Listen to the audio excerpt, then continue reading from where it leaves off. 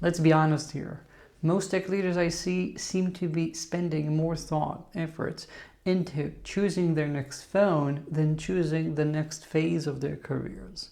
We have this wrong concept of the one true path, the one true way forward. And because of that, we abdicate on our responsibility on choosing what we want to do, how we want to do it, and forging the path that actually makes sense for us. In this video, I'm going to cover that mistake, thinking that there's just a career ladder, because no, there isn't. And also, I'll share what I usually do with my clients when they come to that fork in the road and they need to choose what to do, and how to ensure that whatever you end up doing, you're doing it deliberately. You're not just floating on autopilot. All that and more in the next few minutes. And if you're new here, hi, I'm Aviv Ben-Yosef. I'm a tech executive, coach, and consultant. And I help people just like you create teams worth leading, because that's too short to lead a mediocre team. And I genuinely believe that if you, as the leader, aren't taking control of your career, you cannot have a non-mediocre team, because you set the example here. If you're just cruising along, you bet it, they're going to be doing the same. So let's find out how we can get you unstuck and be more deliberate and intentful in how you choose your career, because you only get one life here, right? First, there's the autopilot trap, which I hate, when we seem to think that there's only one obvious move, and that is up the ladder. Team lead, director, VP, CTO, whatever, and rinse and repeat if you're changing companies. But that's wrong, because by every way of looking at it, if you're just going there up and up and up, it means that you're not choosing what you want to do, and it means that many of the times you end up going in a direction that doesn't make sense for you. Maybe not about your interest, about timing, about other options you've got, because you're like a horse with blinds. You only see that next rung up and you go to it. And sometimes, because that's the only thing you look at, you might be looking at the next rung and you see that it's occupied. I don't know, the CTO is there. And because of that, you just remain stuck. You think that, okay, there will come a point where I'll be able to go there. And till then, I'm stuck here. I'm just doing what I'm doing. And that again means that you're abdicating on that control, on that agency of your career. You might remain stuck in a role that no longer fits you for years on end, which I see regularly, just because in your mind that lane is currently clogged up, without realizing that, hey, maybe we can take an exit over here. This is something that again relates to how we look at our careers, and if we just do it on autopilot, we just miss out on it. And even worse, the last thing that I think is sort of the autopilot of looks, as in we're not really thinking about what we want to do, we're thinking about the optics of it, about how this would look on my resume, how would this look on LinkedIn.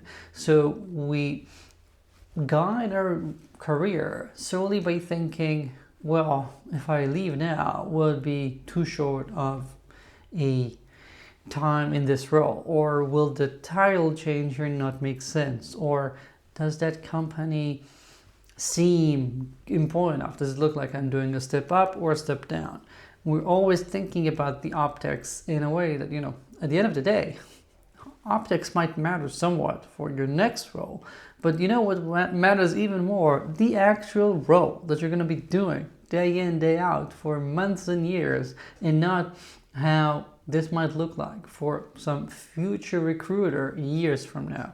The sexiness trap is related to this, where we seem to think that we just ought to do and choose whatever looks more enticing, whatever has more gravitas when you look at the LinkedIn profile. Oh yeah, that company is a hot company right now, I better go there. Or that title would look like I'm making progress. Even if you hate what the company does, or you hate the commute, or whatever it is, if you just go there because that's what, again, the optics of the sexiness of it are, you're making the wrong choice. You have to always keep in mind why you are where you are, why you're not pursuing something else. You have that agency. Even if you're not actively thinking about it, you have to realize you are making the decision to remain where you are day in, day out. And by not doing anything else, you are choosing to stay there. You're choosing to continue on that path. And this is a decision that you're making daily. And therefore, every day that you're not on the right path is a wasted day, and all up to you. No one is holding you where you are. I don't care what options, what grants, whatever you have. You are making the decision to stay there. That's how it works in the free world. And therefore, you ought to decide how you're going to be doing things. Sometimes I want to pull my clients and slap them in the face when I realize that they're talking about, I'm just going to cruise along, and over 18 months till I get to the next round here of changes, or till I get the next grant or whatever. Like 18 months, that's a huge portion of your life. Unless we're talking about a life-changing event that would happen in that 18 months, why are you just cruising along for that long? Let's knock it out and talk about the different ways of looking at the stage you are in. So you are intentful, you're deliberate, you're choosing what to do, and how to frame each of those stages and phases in your career. When I tell my clients that they ought to be deliberate, I say that they need to look at their career as if they have this deliberate career framework. Every 1 to 2 to 3 years, depending on whatever time frame works for you. I'm not dogmatic about it. You have to keep in mind, what is the current phase? What is currently my goal? What are you optimizing for in your current job, role, title, whatever? And these tend to change every 1 to 3 years if you're deliberate. And each of those phases can be different. It can be the same phase repeated. It can be the same phase repeated in a different company, and can be entirely different. I tend to say that we have the 3 most common types of phases, and there's no ranking between them. One is not better than the other. Each is a valid choice.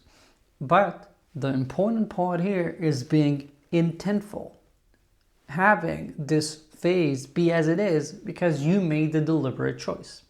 The 3 different types, most common ones, are, first of all, learning. That's a phase where you're actively choosing to verify something. You have a hypothesis. Am I a good fit for management? Let's try. You start managing in a company for the first time, or you become a manager of managers, or you're a co-founder. This is a hypothesis. You're doing something that is very much new to you, and you want to see whether you like it, how it feels. Do you want to pursue it more or not? This is a way of scratching an itch. You want to make sure that you're not saying no to something that just might be good. That's one phase. The second phase, and again, this is not serial, just number 2.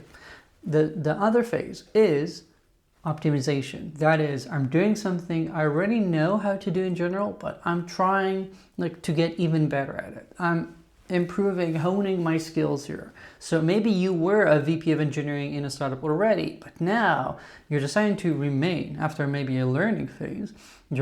After those 2 years, in your mind, you're saying, I'm now in the optimization step here because I want to see what it means to get this organization to scale, or I want to see what it means to do this after I'm through the initial barrier, and now that I can start focusing on some more long-term things. This is optimization. You're in a role where you're feeling okay about what you're doing. It's not entirely new, but you're still learning. You're trying to get even better. It's like learning how to be a doctor and then deciding on your specialty. Those things.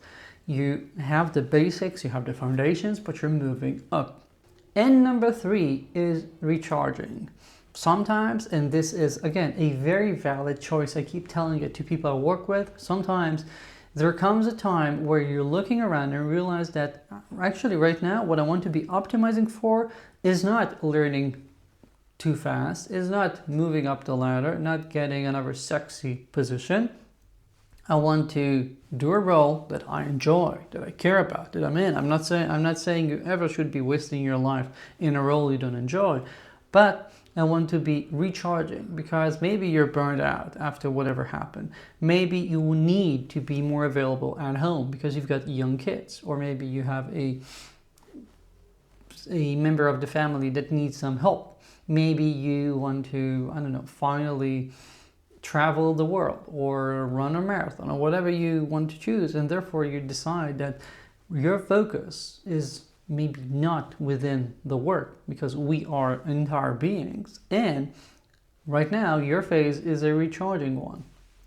That's fine. If you have two of these in a row, it might indicate that you need to change something bigger. That's something that sometimes we work on in coaching, but still I think that it's better to knowingly, deliberately say, I'm now in a recharging phase, then lie to yourself and to your surroundings and not entirely enjoy the benefits of a recharge phase and not entirely be honest with yourself about what you're pursuing here. Sometimes people do this without even realizing because they're burned out or whatever, and because they don't do this with, the deliberate choice of I want to relax a bit, they don't get all the relaxation they can get. They always feel bad about it. They feel like they're missing something. And I think that if we do this wholeheartedly, we just accept that this is what we want to do, you can get in a year what others get in a, past burnout, but still working hard sort of situation over 3 years. You can recharge much faster when that's actually your goal. These are the three most typical stages. Again, there's no one that's more important or right. You need to choose which one. And the beauty here is exactly this, the choice, the intentfulness, knowing what we're doing, knowing what we're optimizing for. And when that phase reaches its end, you can then choose the next one. That's perfectly fine. That's how your career is supposed to play out. And I'll add a little disclaimer. You can also see the exiting phase, and that is when you're actually deciding that whatever you are doing right now, the domain is not for you, and you're trying to now leave it and find whatever next you're going to do. I saw people move from tech to product management, or from cyber to other areas of tech because they decide they no longer enjoy that world. Whatever it is, that's fine. But this is another stage that you can be deliberate about. You can be deliberate about learning new things that are outside your current role, which is fine. Or just deciding to have an entire learning phase where you're jumping from a higher up to a lower position just so you can learn. Everything is good as long as, again, you're in control and you're choosing what to do. A thought experiment that I sometimes do with my clients is, let's assume that your company has this weird rule that come the end of the year, you're going to get fired. Doesn't matter if you're amazing at your work or not, you're going to get fired automatically, some of those short-term contracts. And then you have to decide if you want to reapply all over again to get that same position, apply to a different position in the company, find a different job. Let's assume that just was the case. I know it isn't, but let's assume. And if it were like that, 2 questions. What would you start doing differently right now in whatever is left of the year because you knew you had a set amount of time? Would you try things differently, manage things differently, optimize for something else? And 2, what would you choose to do when that eventually happens? At the end of the year, do you think you'll want to reapply? Do you think you'll try something else? And this is about realizing that we have this choice. Even if you just maintain your momentum in the current position and just stay another year, that's fine, of course. But I want you to do it having thought about, do I want to do it? What do I expect to get? What sort of phase will I be in when I do this? Am I continuing the same phase? Am I starting a new one? This is you being in control of your career. And to sum this up, I want you to keep in mind that we only get so many of these phases in a career. It doesn't matter how long you're going to live. If we're spending 1 to 3 years in each phase, there's only so many. And that means that we cannot waste them. I always say, life's too short to lead a mediocre team, life's too short to waste away your career. You need to be in control. That's why I love working with people who decide that they want to make the most of their career and want to grow and want to work together. But it also means that in every little moment, you are where you are because you chose to, and you have the ability to change course if that's the right thing to do. Realize that you have this agency and this power, and you'll end up accumulating so many stories, so many phases you're proud of, you're happy to have had, as opposed to continuing on autopilot, and you'll make a career that's, worth that single shot that we get on Earth. Okay, I'm not asking you to optimize harder. I'm asking you to be awake, be mindful, see what's happening, and hopefully you'll end up having a career worth careering for. That's it. If you have any questions, let me know in the comments or my email that's in the show notes. If you found this useful, please like and subscribe. It really helps. And I'll see you here in the next video. Ciao.